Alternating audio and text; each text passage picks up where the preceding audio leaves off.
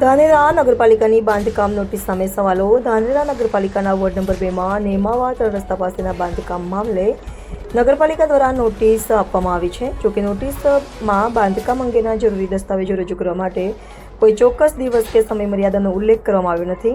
નોટિસમાં સંબંધિત વ્યક્તિઓને બાંધકામની મંજૂરી તથા જરૂરી આધાર પુરાવા રજૂ કરવામાં જણાવાયું છે.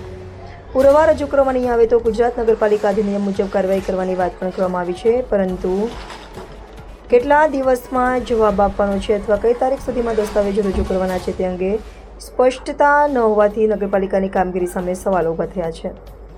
નોટિસની ભાષા અને કાર્યવાહી અંગે સ્થાનિકોમાં પણ ચર્ચા ચાલી રહી છે કે સમગ્ર મામલે માત્ર ઔપચારિકતા તો કરવામાં આવી રહી નથી ને નોટિસમાં સમય મર્યાદા કેમ નક્કી કરવામાં આવી નથી અને આગળની કાર્યવાહી ક્યારે કરવામાં આવશે તે અંગે નગરપાલિકા સ્પષ્ટતા કરે તેવી માંગ ઉઠી છે.